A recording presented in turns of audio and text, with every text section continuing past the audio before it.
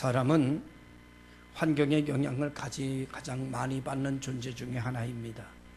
한 사람이 성장하는데 가정 환경의 영향을 받고 사회 환경의 영향을 받습니다.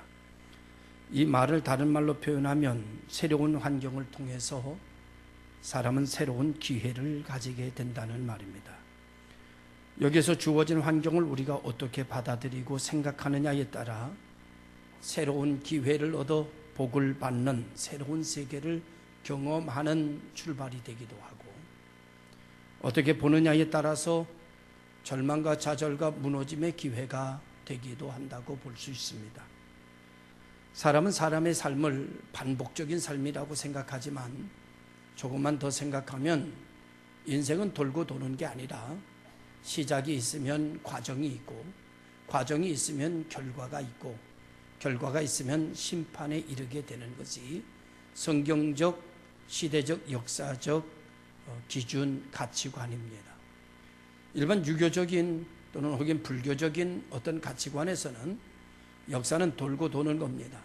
사람으로 태어났다가 좀 잘못하면 버러지로 태어나기도 하고, 그 다음에 또 다시 사람으로 태어나기도 하고 부처로 태어나기도 한다고 하지만, 그래서 사람들은 이 인생을 일컬어 물레방아 인생이라, 돌고 도는 물레방아 인생이라고 그러는데, 사실은 성경은 물레방아 인생이 아니고 도는 인생이 아니라 직선적인 인생이다, 이렇게 말해주고 있습니다.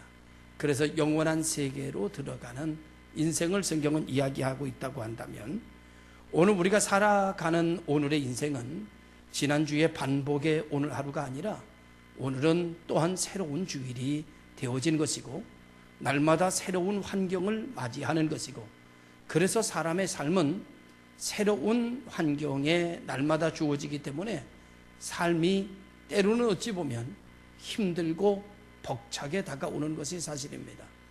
이제는 끝났다 생각이 드는데 끝나지 않은 인생이 되곤 하고, 또 어제의 오늘인 줄 알았더니 오늘은 또 다른 오늘이 주어지게 되는 것을 볼 수 있습니다. 어제 경험했던 것을 오늘 똑같이 경험한다면 인생이 쉬울 만도 한데, 똑같은 것 같은데 똑같은 게 하나도 없고, 같은 것 같으나 살아보면 다 모두가 날마다 다른 인생을 살아야 하는 것이기 때문에 수고가, 번민이, 또 여러 가지 고민이 많아지는 것이 사실이다, 이렇게 볼 수 있습니다. 우리가 중요한 거 한 가지만 여기서 기억하고 넘어갈 것은, 새로운 세계는, 또 우리에게 주어지는 문제는, 지금까지 경험하지 못했던 환난은 우리에게 새로운 기회를 제공하는 겁니다.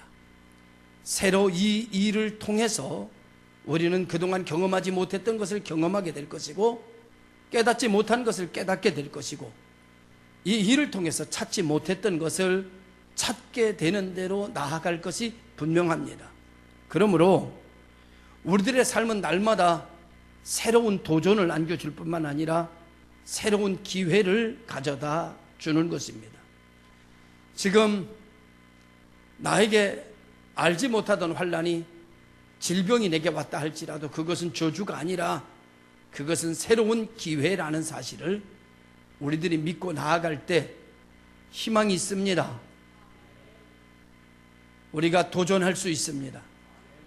그리고 우리가 용기를 낼 수 있게 되는 것은 우리의 삶을 기회로 볼 때 가능한 일입니다. 우리에게 주어지는 환경에 지배되는 것이 아니라 그 환경을 통해서 새로운 역사를 써간다고 한다면, 그것이 아마 우리 자신을 통해서 쓰여지는 제2편의 사도행전이 되어질 것이라는 생각을 갖습니다. 이렇게 새로운 역사를 쓰는 데 있어서는 세 가지가 중요한데, 한 가지는 관점의 변화입니다. 이 일을 어떤 관점으로 볼 것이냐는 겁니다. 여러분, 돌로 보면 기회가 없습니다. 땅으로 보면 기회가 없습니다. 그러나 여러분, 돌을 다른 관점으로 볼 때 거기에 새로운 역사를 쓸 수 있게 되는 것처럼, 우리가 어떠한 문제든지 문제를 문제로 보면 아무런 가치도 없고 아무런 희망도 없습니다. 그런데 그 문제를, 그 사안을 노란색으로 보면 노란 게 됩니다. 빨간색으로 보면 빨간 게 됩니다. 내가 어떤 관점으로 내게 주어진, 내게 찾아온 인생, 내게 찾아온 일들을 어떤 관점으로 볼 것이냐, 어떤 관점으로 보느냐에 따라서 절망이 되기도 하고 희망이 되기도 하고, 용기를 가질 수 있기도 하는가 하면 절망할 수도 있는 일이 되어진다라고 하는 것이죠. 관점의 변화가 굉장히 중요하다는 것입니다. 사도 바울은 자기에게 일어나는 모든 일을 어떻게 봤는가 하면은 복음을 전할 기회라고 하는 관점으로 봤습니다. 그래서 무슨 일을 당해도, 매를 맞아도 간수에게 복음을 전할 기회다. 감옥에 갇혔어도 이건 복음 전할 기회다. 배를 타고 가다가 배가 파손이 돼가지고 죽을 고비를 하는데도 이거는 복음 전할 기회다. 모든 것을 복음 전하는 관점으로 재해석했습니다. 복음 전하는 관점으로 그것을 보니까 새로운 세계가 보였고 새로운 것이 생각이 들기 시작했습니다. 그래서 그 환경을 지배하고 그 환경을 다스릴 수 있는 사람이 된 것은 사도 바울의 관점의 변화였습니다. 다시 말하면 돌을 돌로 보는 사람은 아무것도 할 수 없습니다. 근데 그 돌을 다른 관점으로 봅니다. 그래서 그 돌로 예술이 나오게 되는 겁니다. 산을 산으로 보는 사람은 아무것도 할 수 없습니다. 근데 어떤 사람은 그 산을 자기의 수입으로 보는 사람도 있고, 어떤 사람은 그 산을 자기의 건강으로 보는 사람도 있고, 어떤 사람은 그 산을 자기의 휴식으로 보는 사람도 있습니다. 산을 산으로만 보는 사람에게는 그 산이 아무것도 해줄 수 없지만, 그 산을 내가 어떤 관점으로 보느냐에 따라서, 그 산을 휴식의 관점으로 보는 사람은 그 산이 휴식을 제공해 줄 수 있고, 그 산을 수입의 관점으로 보는 사람에게는 그 산이 그에게 수입을 얻게 해줄 수 있게 되는 것입니다.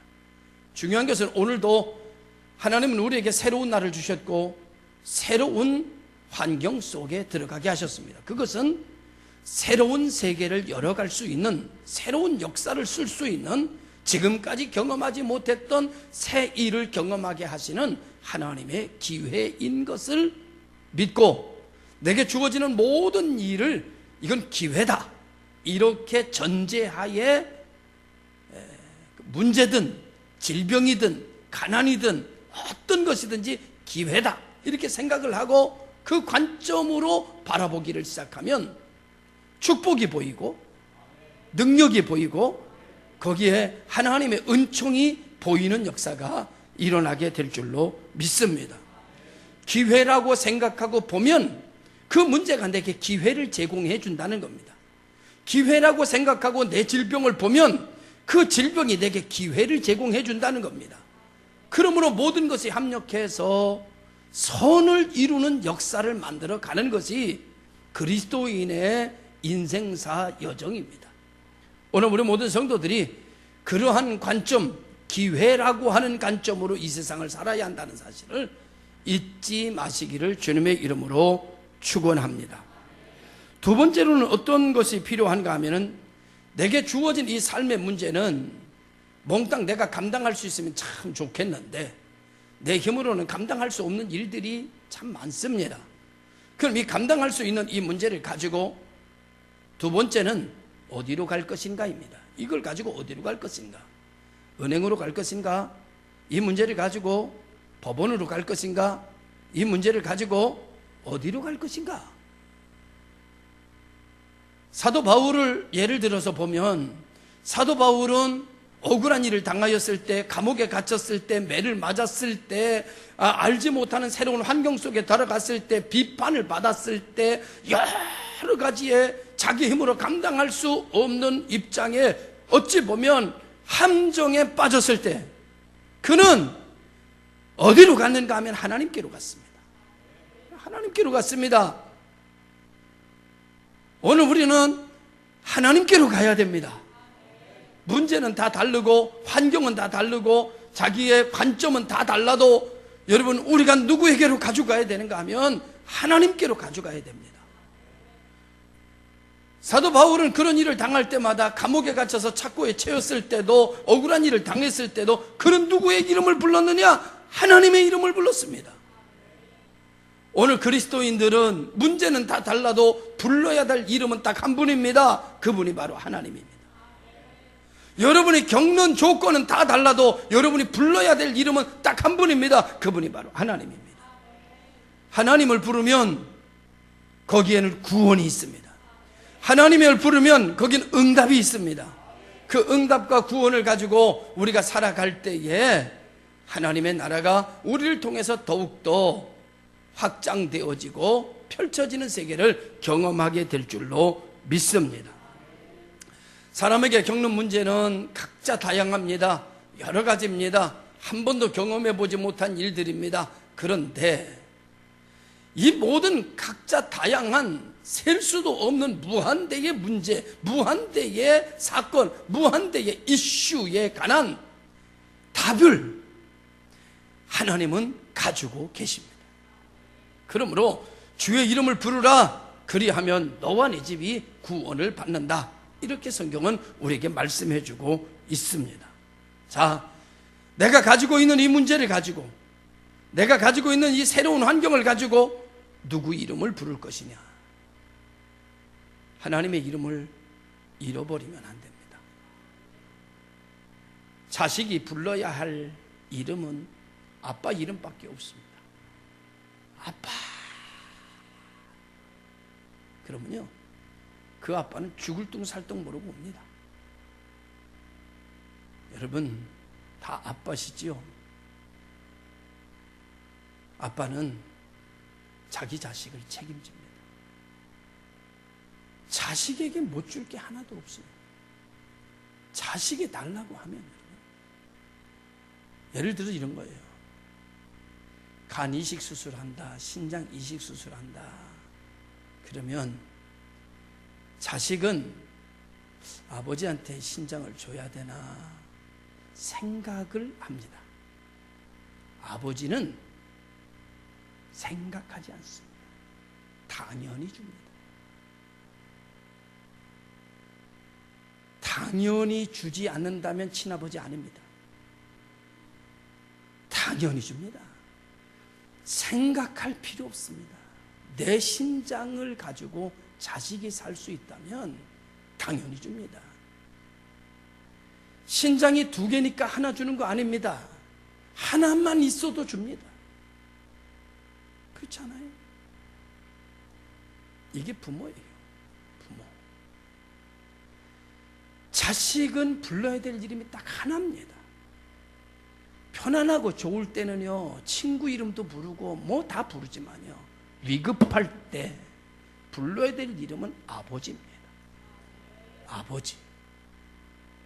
아버지 부르면 문제는, 자식의 문제는 아버지 겁니다. 자식의 문제는 자식 게 아닙니다. 자식의 문제는 아버지 거예요. 아버지들이요, 잘 들으십시오. 자식의 문제는 당신의 문제입니다. 당신 겁니다. 자식 게 아닙니다. 오늘 우리 문제는, 우리가 하나님의 자녀가 된 것이 분명하다면 내 문제는 하나님 겁니다. 내가 해야 될 일이 있습니다. 그러나 하나님을 부르는 일입니다. 하나님. 모세가 하나님을 불렀습니다. 엘리야가 하나님을 불렀습니다. 모두가 다 하나님을 불렀을 때 응답이 왔고 문제가 해결이 됐고 새 역사를 경험했고 새 은혜를 체험했고 전화위복되어졌습니다. 오늘 우리 모든 성도들이 할 수 있는 일을, 간단한 일 하나 있습니다. 그것은 고민하는 게 아닙니다. 그것은 염려하는 게 아닙니다. 그것은 방황하는 게 아닙니다. 그것은 하나님의 이름을 부르는 겁니다. 줄기차게 부르는 겁니다. 하나님의 이름을 숨질 때까지 부르는 겁니다. 계속해서 부르는 겁니다. 하나님의 은혜는 반드시 여러분에게 새 역사를 쓰는 사람들로 만들 것이며, 그 일로 하나님을 경험케 하여서 하나님을 간증하게 하는 그런 분들이 되어지게 될 것이 분명합니다. 세 번째 할 일이 있습니다. 새로운 기회를 주시는데 우리에게 많은 문제가 옵니다. 그런데 여기에는 새로운 해석이 필요합니다. 어찌 보면 인생은요, 해석의 문제예요. 어떤 사람은 똑같은 일을 가지고 웃는 사람이 있는가 하면, 어떤 사람은 똑같은 일을 가지고 우는 사람이 있습니다. 어떤 사람은 똑같은 일을 가지고 희망을 갖는 사람이 있는가 하면, 어떤 사람은 똑같은 일을 가지고 절망을 갖는 사람이 있습니다. 어떻게 해석했느냐라고 하는 문제입니다. 여러분, 성경 마찬가지입니다. 성경을 은혜롭게 잘 해석하는 목사 밑에 있으면 행복한 교인입니다. 그러나 성경을 행복하게 해석하지 못하고 여러분 불편하게 해석하며 전하는 교회에 있는 성도는 불행한 교인입니다. 인생을 어떻게 해석할 것이냐? 인생을 아름답게 해석하는 부부가 되시길 바랍니다. 인생을 아름답게 해석하는 자녀들이 되시길 바랍니다. 인생을 아름답게 해석하는 가족이 되시길 바랍니다. 인생을 아름답게 해석할 수 있는 능력을 갖는 분들이 되시기를 주님의 이름으로 축원합니다. 여러분, 내가 방언은 하지 못해도 예언은 하지 못해도 해석의 은사가 있어서 모든 일을 해석을 잘하면 복이 있습니다. 여러분, 요셉은 감옥에 갇힌 사람이었습니다. 여러분, 누명을 잘 쓰는 사람이었습니다. 억울한 일을 많이 겪는 사람이었습니다. 그런데 그에게 뛰어난 능력이 하나 있었습니다. 그것은 해석하는 능력이었습니다.